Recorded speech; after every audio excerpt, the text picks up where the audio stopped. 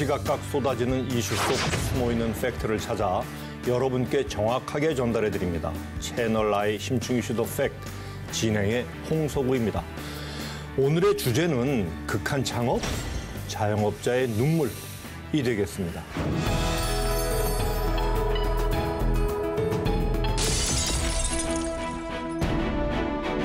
100만 명 이상이 올해 안으로 폐업할 것이 예상됩니다. 오늘이 힘들어도 내일에는 희망을 가질 수 있도록 최선을 다하겠습니다.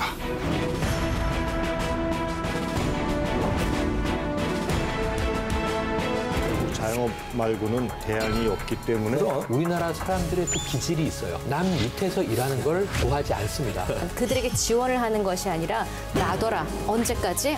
망하고 망해서 성장하고 나아간다라는 거예요. 이게 전형적으로 구조적 요인이 됩니다. 구조적 요인 이런 거 한간 해결책 간단해요. 소득 주도 성장 폐기하고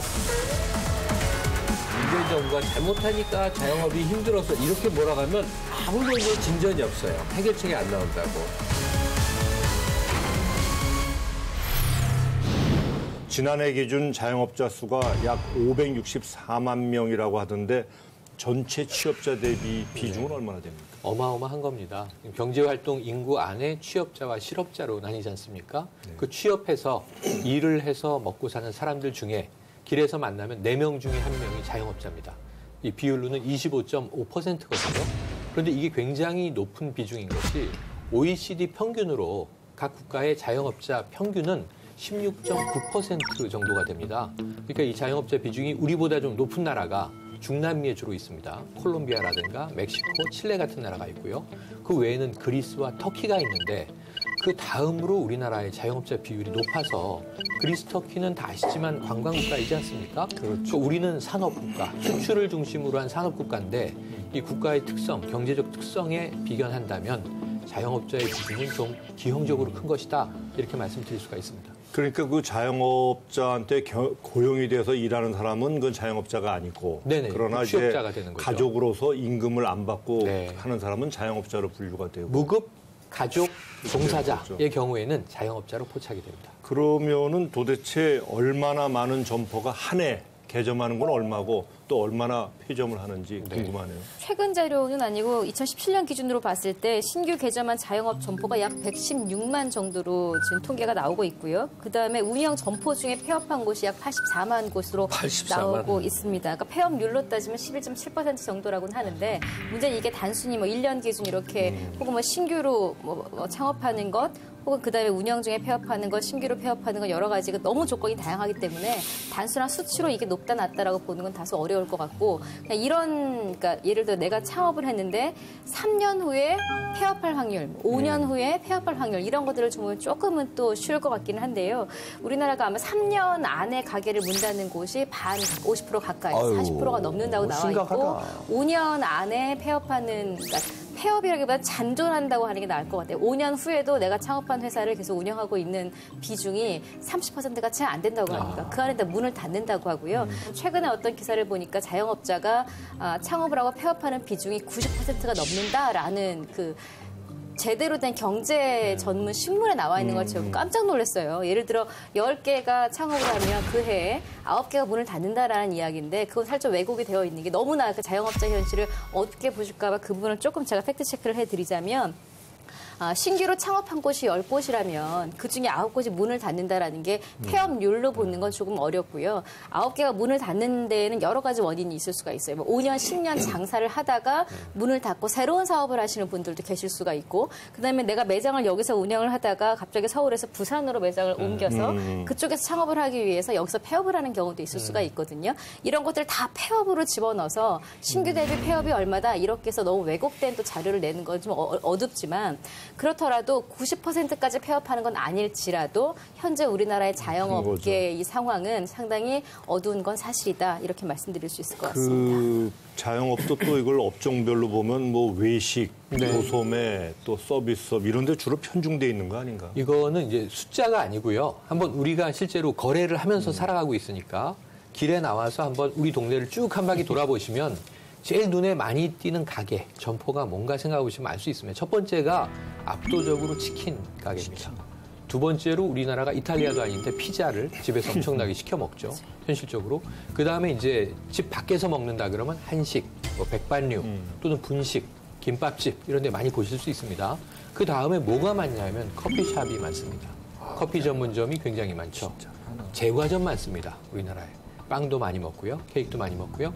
그 다음에 이제 또 뭐가 있지? 그럼 미용실 많이 보시죠? 동네에서 머리는 집에서 깎는 경우가 없죠. 미용실, 이발소를 하시니까 이미용업이 많고 그 외에 또 어떤 간판들이 상가 건물에 많이 뜰까 보시면 압도적으로 학원 많습니다. 학원. 어린이 대상으로 하는 영어 학원도 있고요. 기타 보습 학원도 있고요. 다양한 뭐 놀이를 가르치는 학원도. 그러니까 우리가 어린이집, 유치원, 초중고가 아니라 하더라도 사교육 시장이라고 부르는 이 학원 사업에도 자영업자가 엄청나게 들어있다. 이 수치를 하나 말씀드릴게요. 전 세계에 분포되어 있는 맥도날드. 우리가 해외여행 가면 정 먹을 게 없으면 맥도날드를 가는데 눈에 띄거든요. 대도시에서는. 전 세계에 분포된 맥도날드보다 우리나라에 밀집되어 있는 치킨 가게가 훨씬 더 많습니다. 34,000개인데요. 국내 34,000개. 정말 국내에서는 어느 오지에 가도 치킨을 시키면 반드시 배달이 와요. 한국인을 닭이 먹여 살리는군요. 네. 하여튼 그 일부 언론을 보면은 지난해 폐업한 자영업자가 뭐 100만이 넘었다고 하는데 그거는 좀 맞지 않는 분석이라고 하고요. 다만 그래도 80만 곳이 넘었다는 것 자체도 이미 어마어마한 수치죠. 이러다 보니까 자영업 폐업 컨설팅? 네. 그게 유행한다면서요? 그게 있습니다. 이게 이제 정식 명칭이 한국 폐업 지원 희망 정책 협회가 있어요. 여기가 뭐냐면 이제 소상공인들 폐업하는 거를 지원해 주는 거예요. 뭐래 절차 같은 거 이런 거 잘 모르고 그러니까 이거 해주는데 2018년에 폐업 문의 건수가 자영업자들 2017년 1년 전보다 30% 늘었다는 겁니다. 그럼 그만큼 폐업을 30% 이상 작년보다 많이 했다는 거고 그리고 특히 폐업 문의 그러니까 전화라든가 뭐 이런 걸 문의한 거는 60% 이상 이게 외식업이래요. 폐업 문의 건수 중에서. 그러니까 그만큼 외식업이 많다는 거고. 근데 아까 말씀하신 대로 컨설팅 업체, 사업 정리 컨설팅 업체 여기도 역시 상담 건수가 30% 이상 증가했다. 그러니까 이런 수치만 봐도 폐업이 급증하고 있는 건 사실입니다. 그리고 공정위 발표를 보니까 지난해 가맹 브랜드 전체 수가 최초로 6,000개를 넘어섰다고 그러세요. 일단은 가맹 본부 그리고 프랜차이즈를 차리면 프랜차이즈 본부가 있지 않겠습니까? 그 본부를 말씀드리면 4,882개예요.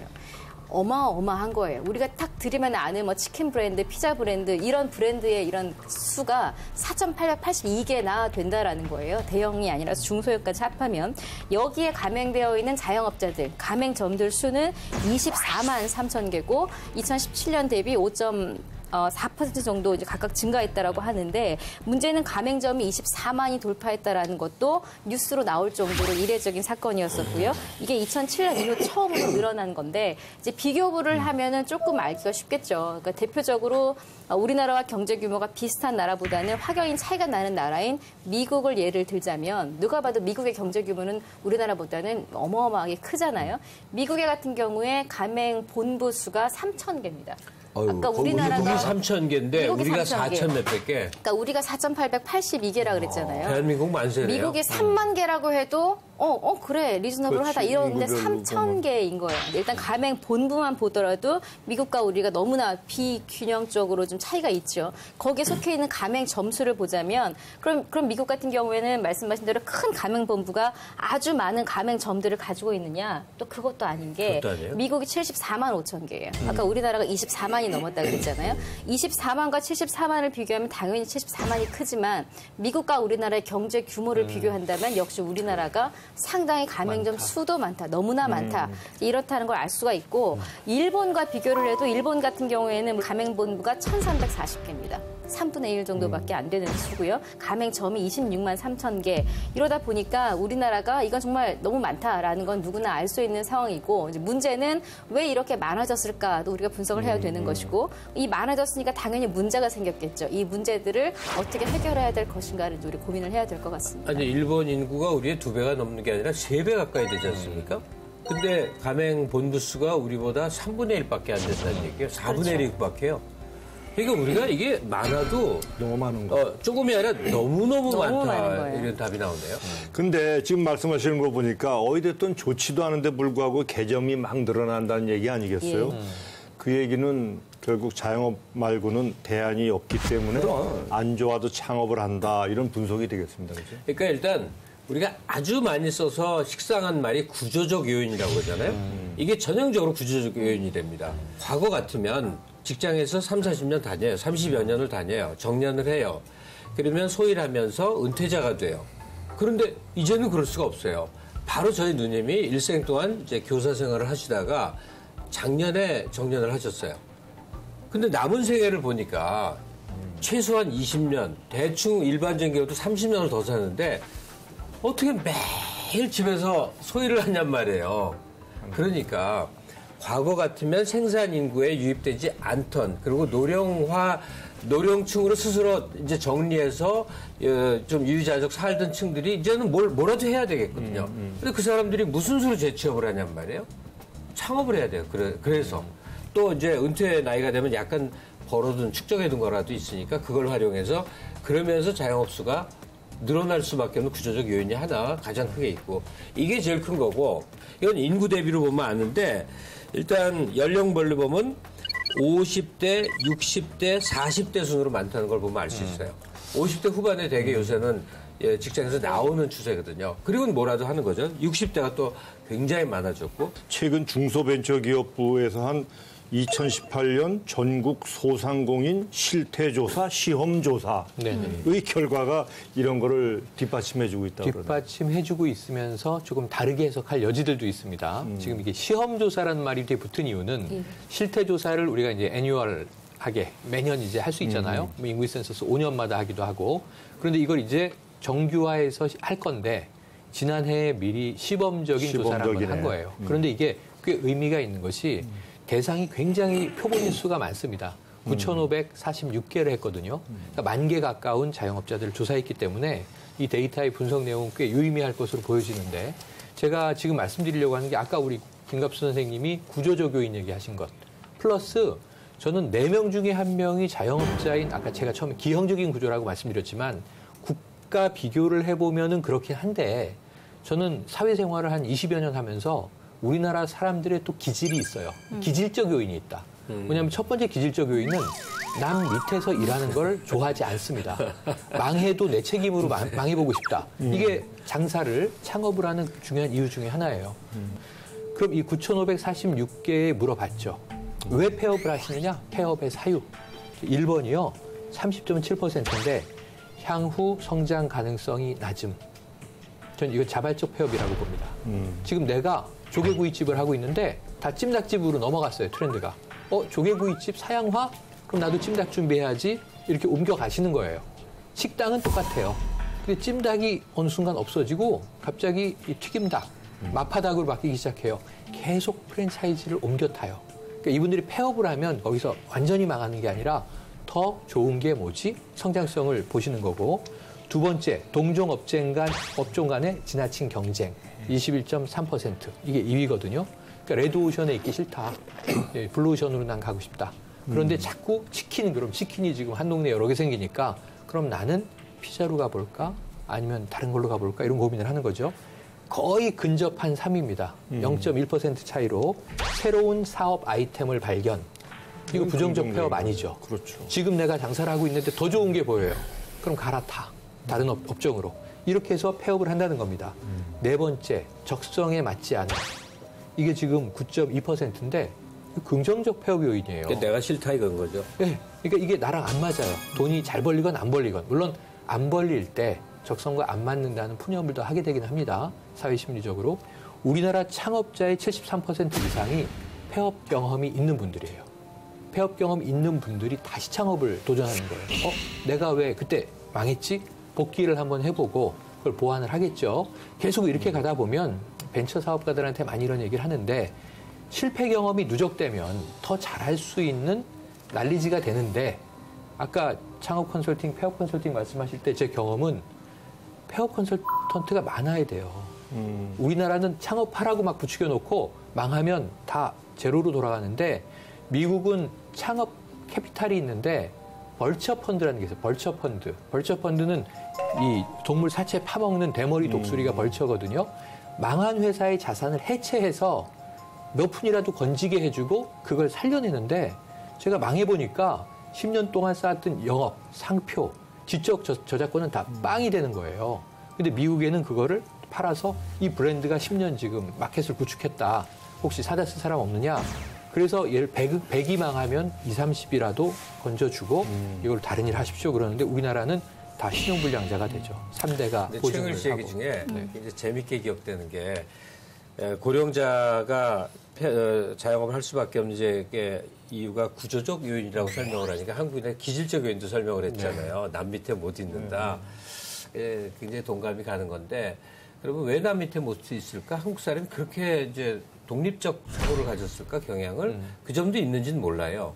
그런데 남 밑이라는 것이 의미하는 바가 이 현대 사회가 되고 우리는 다 고등교육을 받은 사람들이 압도적으로 많아졌는데도 상전과 하인, 그다음에 중간관리자는 마름 역할. 그러니까 이 전근대적 조직 구조, 조직 문화가 아직도 너무 온전한 데가 많습니다.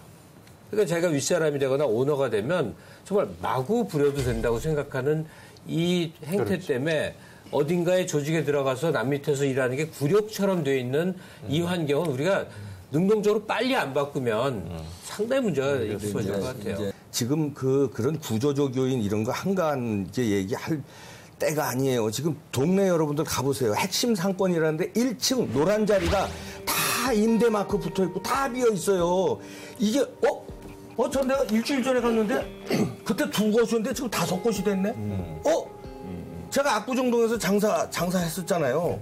이건 뭐 한 달이 무섭게 비인데 그 압구정 핵심 상권이 텅텅텅텅텅텅텅 비다시피 해요.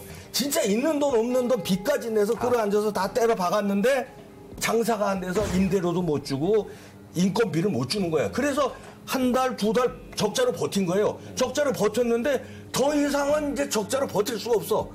그래서 쫓겨나는 거예요. 우리가 지금 전 사회적으로 앓는 고민의 그 진원지는 압구정동이나 강남쯤에서 제대로 된 점포를 열었다 망하는 그 케이스를 지방은 지금 전면됐어요. 그래서 구조의 요인을 지금 살펴봐야 되는 거고 이거를 자꾸 정쟁적 요소, 문재인 정부가 잘못하니까 자영업이 힘들어서 이렇게 몰아가면 아무 논의에 진전이 없어요. 해결책이 안 나온다고. 좀 그런 식의 그 정치적으로 모든 걸 바라보는 건 여파가 있습니다. 제가 이쯤에서 말씀드리자면 제가 아까 창업을 좀 줄여야 된다라고 말했던 것은 이분들이 잘못하고 있으니까 하지 마십시오가 아니라 지금 말씀대로 예를 들어 이번 교수님 말씀대로 재취업을 할 수 있는 기회가 많다면 당연히 창업하시는 분들이 줄겠죠. 이렇게 문제가 하나하나 해결되다 보면 지금 비정상적으로 과다해진 창업시장이 조금 더 정상적인 궤도를 찾아가면 지금 창업시장 힘들다라고 하신 이분들의 이 불평도 조금은 줄어들 것이고 생존율도 조금 더 늘어날 것이에요. 그러다 보니까 우리가 지금은 어디를 막 비난하고 열을 내고 당신들 힘들죠. 공감해 주는 것도 물론 좋지만 현실적으로 당장 이 사람들이 살 수 있게 이분들이 조금 더 편안한 환경에서 제대로 된 경쟁을 하고 제대로 된 내 실력을 창업에서 뽐낼 수 있도록 하는 장을 만들어주는 게 저는 필요하다는 생각이 들고 지금 이 사회 현상 자체가 모두 다 처음 겪는 일이에요. 갑자기 이렇게 인구 수명 늘어났고 내가 퇴직을 했는데 몇십 년을 뭘 먹고 살지 이런 현실 자체가 우리 역사상 지금 처음 겪는 일들이기 때문에 준비가 부족해요. 그러다 보니까 당연히 퇴직하고 나면 재취업해야지라는 사고방식 자체가 없는 분들이 많고 재취업을 하더라도 그럼 내가 이 나이에 어디에 취업해야 되지? 없어요. 창업을 하면 작든 크든 또 사장님이잖아요. 그리고 뭔가 내가 한 경험을 쏟아 부을 수 있다는 안정감.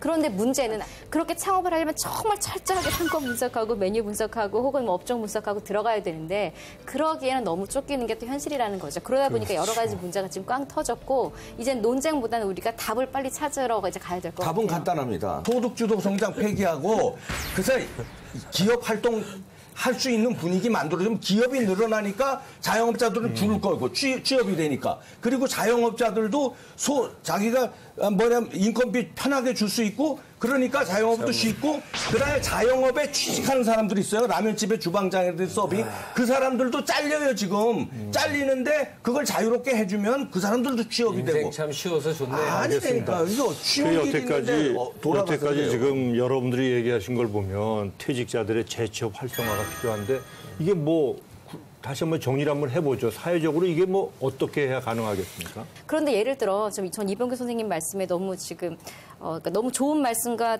모순이 함께 있다라는 게 재취업을 하라 그러면서 근데 재취업을 자영업을 안 하고 재취업을 하겠다고 해요.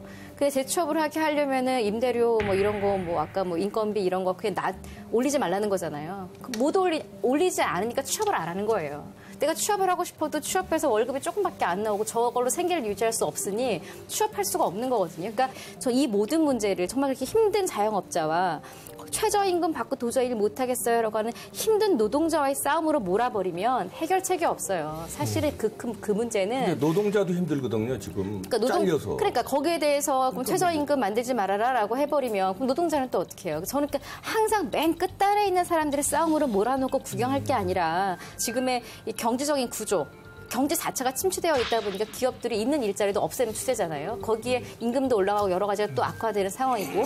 지금 장 교수님 말이 맞지 않는 게 지금 노동자들의 그 권익 투쟁이요. 지금 탄력을 잃었어요. 99만 노조 가입자 중에서 이번에 그 노동자 대회 했잖아요. 파업 대회 했잖아요.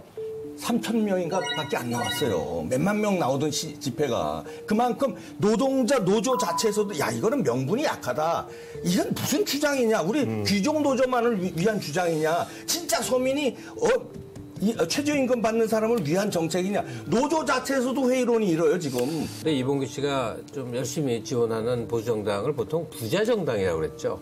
웰빙 정당이라고 네, 어려운 사람 생각보다는 이제 부유층이나 업주에 대해서 많은 고민과 노력을 한다 하는 식인데 지금 어려운 사람 얘기를 갑자기 시작을 한 게 굉장히 당황스럽다는 얘기예요. 왜냐하면 지금 소득주도 성장을 한다고 비판받는 이 정부가 어려운 사람들의 생계 문제 때문에 탄생한 정부라 해도 과언이 아니거든요. 그 출발점서부터 지금까지 그렇습니까? 자, 그러면 경기가 좋아야만 모든 문제 해결점이 생긴다는데 경기는 만들어지는 게 아니라 이게 순환 곡선을 타기 때문에 지금 홍장표 전 청와대 경제수석이 온 사방에 강연하고 다니듯이 올 상반기부터는 이 시중에 푼 것들이 이제 내수로 결과가 올 테니까 조금만 기다려 주세요. 이분이 헛말을 했는지 그래도 내용이 있는 말을 했는지 한번 봅시다. 근데 좀 가혹하고 비정한 얘기를 좀 할게요. 자, 영세 자영업자들이 어렵다고 해서 정부가 영세 자영업자를 계속 도와줘서 얼마나 도와줄 수 있죠? 그건 정말 한계가 있는 거예요. 도와도 한계가 있는 거예요. 현금으로 도와주면 안 되지. 다시 말해서 정책으로 도와줘야지. 전체 산업의 틀 내 취업 인구의 여러 가지 구조나 규모를 잘 파악을 해서 좀 안타깝지만 이 자동 조절되는 과정 동안의 아픔에 대해서 이탈한 분들에게 최소한 생존할 수 있는 사회 안전망으로 자금을 쓰는 것이지 자영업이 더 잘 될 수 있게 그중에서도 영세한 쪽이 그래도 버텨나갈 수 있게 계속 정부 지원을 해나간다. 이러면 고통의 영속화예요. 그러니까 제가 계속 강조하는 게 30대, 40대가 인생의 벤처링으로 투자와 도전으로 자영업에 뛰어든 것은 그거는 뭐 어느 업종과도 비교할 수 없는 멋진 일이죠. 그 속에 성공도 실패도 있죠. 근데 50대 후반, 특히 60대 넘어가서 자영업하는 사람의 상당수는 알까 말이야. 구조의 요인. 우리 같은 58년, 59년, 60년생들이 왕창 태어났다가 이제 퇴직해갖고 살아야 되는데 이래 생기는 문제니. 아니, 그걸 국가가 고민할 일은 그거라고.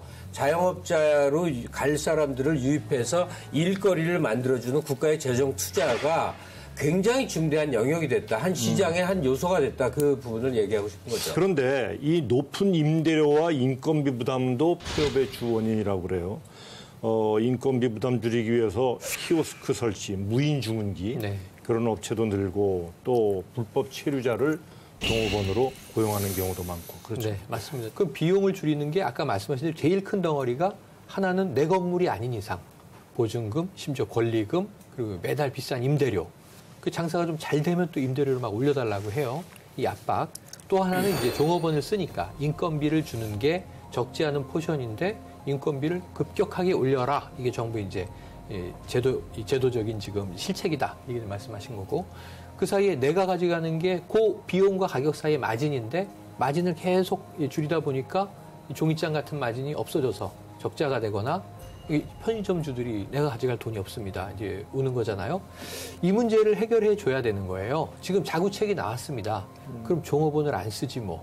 키오스크라는 무인 지금 상암동에도 많아졌어요. 그렇죠. 전에 그냥 이런 것도 있네? 신기하게 하나 있었는데 여러 군데로 늘고 있는데 맛있는 집들이에요.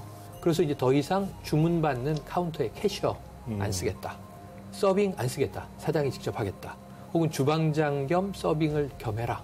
그러니까 이제 허리띠 쫄라매는 지금 양상인데 키오스크 업체가 국내에 많지 않습니다. 한 업체를 보니까 2014년도에 매출이 16억 원이었어요. 그거밖에인데? 네. 이거 한 개인 업체 이제 사례인데 그런데 이게 4년 후에 2018년 100억 원이 됐습니다. 폭발적으로 그러니까 늘어났네. 5배 이상 늘었다. 제조 생산 업체가 수요가 늘었다는 거지. 5배 이상 수요가 늘었다. 판로가 늘었다. 5배 이상의 일자리가 잘렸다. 이 말은 그렇죠. 뒤집어 생각하면 맞아요. 바로 그 말씀인데 그러니까 그게 참담한 거래니까. 최근에 프랜차이즈 햄버거 집에 가보세요. 다 눌러요. 맞아요. 옛날엔 줄 섰어요. 사람 앞에. 그리고 카드 내밀고 얼마입니다. 대화를 했는데 이제는 뭐 사이드 메뉴 추가하시겠습니까? 다 손가락으로 해요, 지금. 그러니까 이게 모바일 스마트폰에 확장 버전이 다 붙어 있어요. 두 번째는 키오스크를 놓는 것도 비용이에요. 목돈이 들어가죠. 이런 더 작은 자영업자들의 경우에는 아르바이트 쓰긴 써야 되는데 암암리에 소개받아서 불법인 줄 알고도 외국인 유학생들을 쓰는 거예요. 유학하러 와서 취업 비자가 아닌데 취업을 시켜서 쓰는데 모르고 쓰면은 뭐 어쩔 수 없을지 모르지만 알면서 쓰는 겁니다. 왜? 통제할 수 있고 비용을 통제할 수 있으니까 행동도 통제할 수 있고 그래서 어찌 보면 이게 불법 시장이 늘어나는데 두 가지예요. 말을 잘 듣는다, 싸다. 지금 우리나라도 비슷한 현상으로 가고 있는 안타까운 그림입니다. 사실은 말을 잘 듣는다, 싸다가 저는 굉장히 중요한 것 같아요. 말을 왜 잘 들어요? 왜 싸요? 그 사람들은 절실한 거예요. 그러니까 그 돈을 받고 일을 하겠다라고 하니까 싼 거거든요. 저는 지금 이 키오스크 이야기하실 때 인건비가 올라가서 기계를 쓰는 겁니다라고 말해버리면 너무나 이건 왜곡된 거예요. 이건 여러 가지 섞여 있죠. 창업주 입장에서는 실제로 인건비보다 기계가 싸니까 드리는 사람도 있지만 요즘 젊은 아이들은 와서 사람 보고 주문하고 이러는 것보다 알아서 어플리케이션을 주문하고 띡 버튼 하나 눌러서 받아가는 걸 원하는 트렌드가 되니까 소비자 입장에서는 사람 없고 기계 쓰니까 뭔가 편리하고 커피값이 그로 인해 떨어졌으니 돈을 버는 것 같거든요. 산업 환경 전체가 여러 가지 인원을 줄이는 방향으로 가고 있단 말이에요. 그래서 이게 뭘 함의하고 있냐면 기업을 자꾸 활성화하면 고용이 늘어납니다라는 얘기가 허구란 얘기예요. 지난 시대의 얘기란 얘기예요. 기업을 더 활성화시켜서 우리가 아는 대기업들이 엄청나게 호황이어도 늘어나는 인구는 노동 인구는 생각보다 많지 않는데 고민이 있는 거예요. 지금 통계적으로도 대기업이 더 투자를 하거나 하면은 거기에 상응하는 만큼 인력 고용이 늘지는 않는다고 그래요. 근데 다만 이제 벤처 창업 또는 일정 규모 이하의 기업이 이제 활성화가 되면 이 고용이 많이 늘어난다고 하니까. 그런데 제가 아는 단골집만 그런 줄 알았더니 기사를 보니까 그렇게 투잡 뛰는 사장님들이 굉장히 많대요. 하여튼 자영업자가 얼마나 어려운가를 알 수 있는 대목이고 그런데 거기에 또 퇴직금에다가 이제 저축 빚을 내서 점포를 차렸는데 장사가 안 돼서 또 대출에 의존하는 자영업자들도 많이 늘어나고 있지 않습니까? 1금융권에서 빌리다가 이제 제2금융권으로 밀리고 그것도 또 큰 문제일 것 같아요. 창업 비용이 평균 1억 한 1,000만 원 정도 된다고 해요. 그러니까 이건 평균이니까 의미는 없어요. 이건 너무 각각 다른 거니까. 문제는 창업 비용이 얼마냐가 중요한 게 아니라 이 창업 비용 중에 몇 퍼센트가 내 자산이고 몇 퍼센트가 대출이냐가 사실은 상당히 중요한 부분이거든요. 그러다 보니까 사실은 제일 위험한 건 뭐냐면 장사가 잘 되고 못 되고를 떠나서 얼마나 많은 빚을 지고 있느냐인데 일단 금액만 봐도 어마어마한 게 지난해에 자영업자 빚이 600조 원을 넘었고 700조 원에 가까이 오고 있습니다. 그러니까 금액이 너무너무 큰데 물론 자영업자 수 많으니까 아니요. 많더라도 이거 너무나 큰 금액이고 문제는 이들이 자영업자들이 힘들어지면 600조, 700조라는 금액은 또 어떤 의미가 있냐면 자영업자를 차치하고 이들이 빚을 못 갚게 되면 금융계 자체에 2차 후폭풍이 올 수도 있는 거예요. 이걸 한번 간단하게 수치로 그냥 부연 설명해 드릴게요. 전체 가계부채 중에서 자영업자들이 대출한 돈, 이 빚이 차지하는 비중은 10%예요. 당장 커 보이지 않습니다. 왜냐하면 아까 25.5%가 자영업자라고 말씀드렸잖아요. 근데 가계부채 총액의 전체 이 중에서 10%만 자영업자라면 비율이 낮은데 문제는 이것을 이제 금액의 비중, 전체 가계대출 금액의 비중으로 보니까 36%예요. 25.5%를 넘었죠. 그러면은 이 숫자적으로는 10%인데 금액으로는 36%라는 건 큰 거죠. 1인당 빚의 규모가 크다는 거예요, 현재. 근데 자영업 대출이라는 게 결국 가게세 같은 거 내기 위해서 그러니까 가게 임대 같은 거 하기 위해서 빚을 냈다 그런 의미겠죠. 그렇죠. 처음에 그렇죠. 초기 투자 비용. 예. 그러니까 우리가 자본. 기본적으로 한 이 기업 대출 빼고 개인 대출로 보면 크게 첫 번째 주택 대출이 가장 크고요. 두 번째는 먹고 살기 위해서 이 소득이 부족하니까 빚으로 이제 백화점에서 뭐 카드도 긁고 소비하는 부분 이거는 생계를 위해서 뭐 재료비도 사고 그리고 이제 이 새로운 또 건물도 임대하고 거기에 비용도 지불하고 하는 것들입니다. 그러니까 그러한 이제 가계 대출 중에 자영업자들의 대출 비중은 크다, 좀 위험하다. 그리고 또 하나는 아까 이 부채가 증가하는 증가율인데 LTI라고 부르는 거 있잖아요. 이게 론 투 인컴이니까 내 소득과 내 부채가 어느 정도 비율이냐. 근데 이게 2013년에 167%였어요. 그러니까 내 인컴이 100이에요. 100보다 부채가 더 크죠. 근데 한 이제 이 개년도 부채를 합쳐야 간신히 이제 빚을 막을 수 있겠죠. 그런데 2017년 4년 후에 측정을 해보니까 이게 189%예요. 늘어났네. 22% 늘어났어요. 네. 그러니까 어쨌든 부채의 질은 나빠지고 있다. 이거는 맞는 것 같습니다. 알겠습니다. 아무튼 뭐 그렇게 해서 이제 어렵게 되면 이제 폐업은 하는데 폐업을 하는 사람들 중에 대다수는 또 다음이 막막할 거란 말이에요. 그렇죠. 이른바 이제 사회 안전망 이런 거는 뭐 어떻게 해야 되는지 또 어떻게 되어 있는지 한번 의견들 얘기해 보시죠. 사회 안전망. 네, 그래서 지난 2월 중순이었습니다. 그러니까 문재인 대통령이 올해 들어와서는 지난해처럼 뭐 한반도 평화나 북핵 부분 최근 들어서 북미 이 협상 결렬 이후에 메시지가 좀 나오고 있는데요. 그 외에는 모두 다 경제에 올인 행보였어요. 그러니까 소상공인과 2월 중순에 만났습니다. 그래서 여기서 어떤 이야기들이 나왔냐면 정부가 해결해 줄 수 있는 건 세 가지다. 근데 여기서 이제 가장 지난해에 문제가 됐던 최저임금의 급격한 인상 이 부분은 속도 조절을 하기로 현재 되어 있는 상태고요. 그리고 또 하나는 임대료가 인건비와 만만치 않게 높지 않느냐. 그 임대료는 아까 말씀하셨지만 자유계약이에요.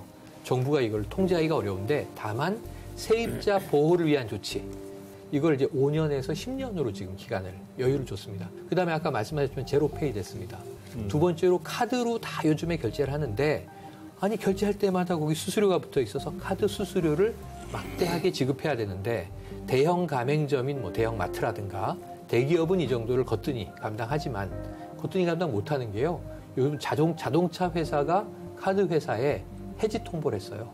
카드로 결제하면 수수료를 높이겠다고 지금 할인은 못 해줄 망정 이 싸움이 대기업도 벌어지고 있는데 중소기업은 더 말은 못하고 힘들었던 거죠. 말을 해도 대형 카드사에 안 먹혔고 근데 정부가 이걸 제로페이로 해줘서 적어도 소상공인들은 네. 좀 여유 있게 됐습니다. 오늘 얘기 속에서 이제 자꾸 나오는 얘기는 자영업을 지원해서 이게 해결된 문제가 아니라 뭐 사례를 들면 그 편의점 점포 수가 일본의 인구 대비를 보니까 우리가 몇 배가 많아요. 다시 말해서 이 점포 수가 유지되면 아무리 열심히 일해도 이익을 볼 수 없는 상태예요.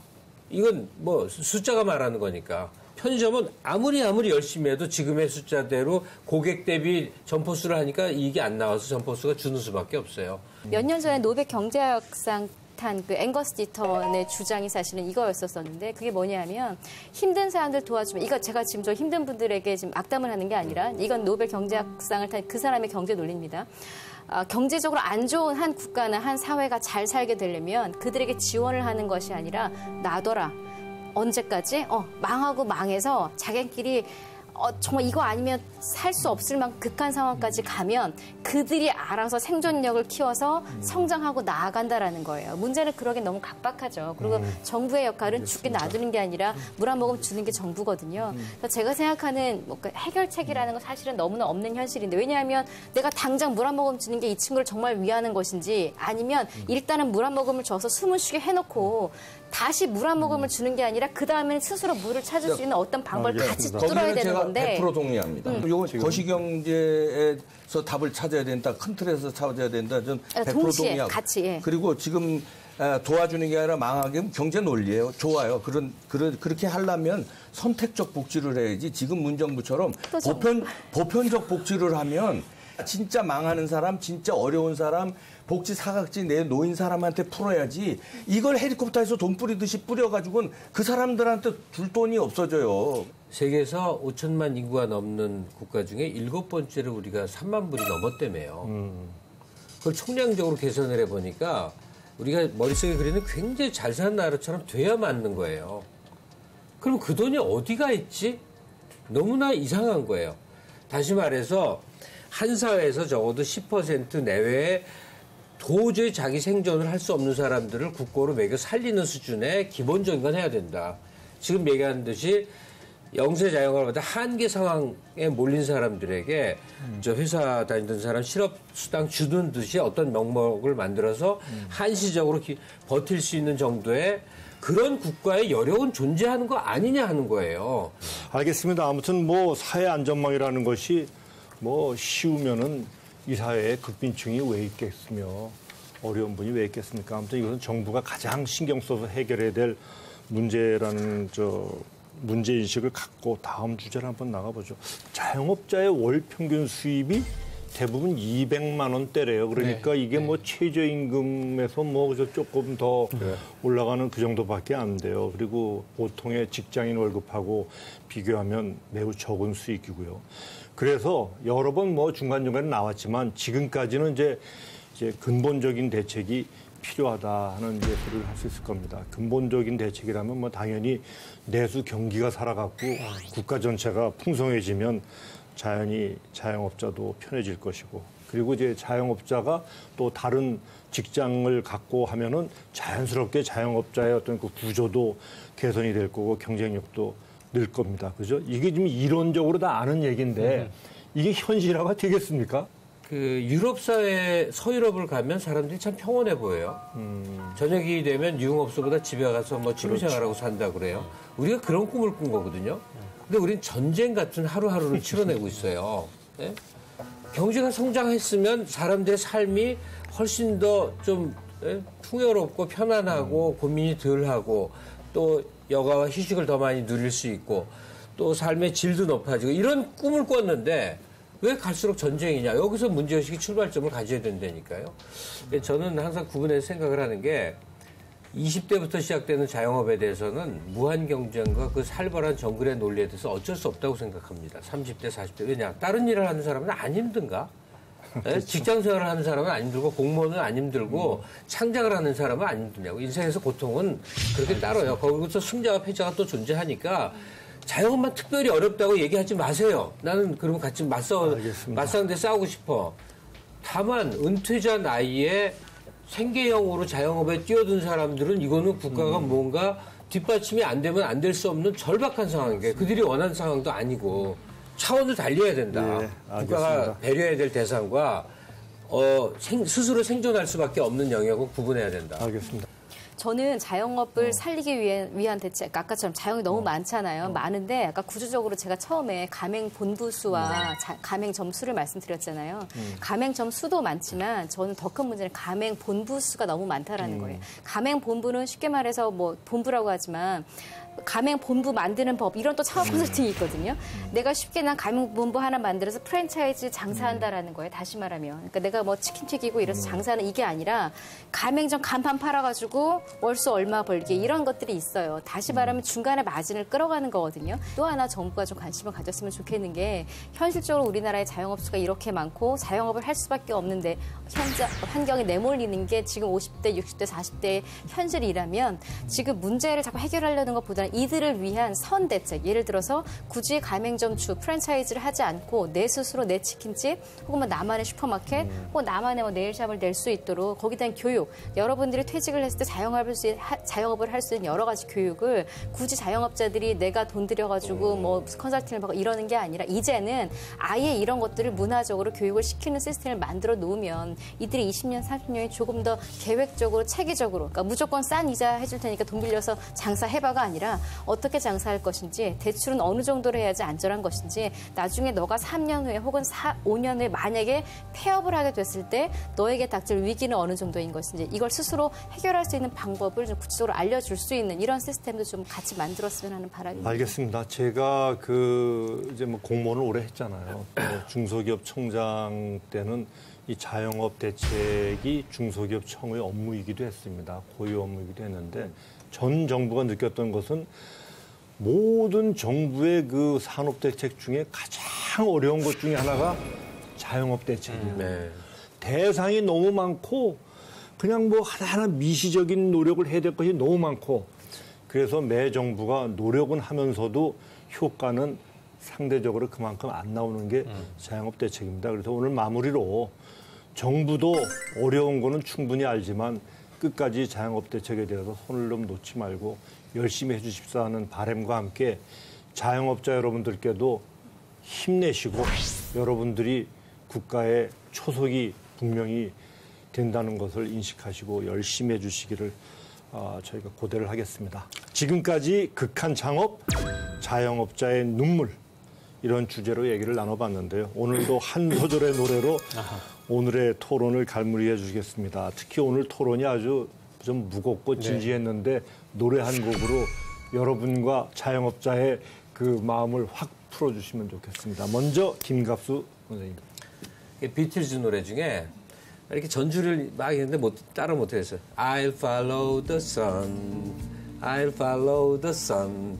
자영업의 세계는 원래 이렇게 밝은 햇빛을 쫓아가는 즐거운 세계다. 나 직장 너무 싫어하면서 할 수도 있는 영역인데 지금 우리는 이렇게 고단한 얘기를 하고 있다. 좋은 말씀입니다. 우리 이봉규 박사님.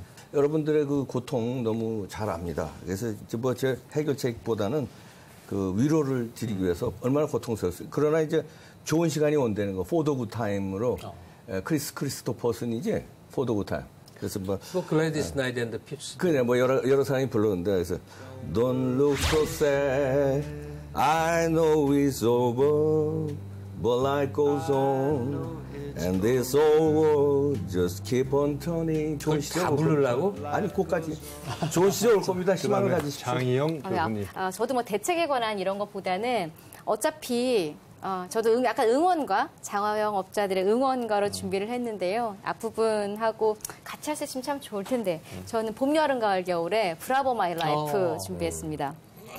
브라보 브라보 마이 라이프 나의 인생아 지금껏 달려온 너의 용기를 위해 브라보 브라보 마이 라이프 나의 인생아 찬란한 우리의 미래를 위해. 우리 최영일 평론가님. 네, 뭐 설명을 다 거두절미하고요. 가요를 부르는데도 영어로 부르시네요. 저는 순수 한글로. 제가 창업의 길을 갈 때 힘들 때 이 노래를 노래방에서 부르면 기운이 났어요. 아마 공감하시지 않을까요? 자영업자 여러분들께서 한번 들려드리겠습니다. 김기하의 나만의 방식. 처음에는 이게 랩이라서 가사를 읊어드릴게요. 아직 세상이 날 버린 건 아니야. 운명 속에 길들여진 그런 인생이 싫었어. 너무 슬프지 않아요? 거친 사막에 피어난 푸르른 선인장처럼 불꽃 같은 삶을 살고 싶어 나만의 방식으로. 쑥대머리 귀신 형용 정말 옥방의 찬자리요. 자영업자가 위치한 자리가 바로 이런 자리입니다. 자영업자의 이도령은 누가 될지 기대해 보겠습니다. 심층 이슈 더 팩트. 오늘 준비한 내용은 여기까지입니다. 다음 시간에도 더 깊이 숨어있는 팩트를 찾아 돌아오겠습니다. 감사합니다.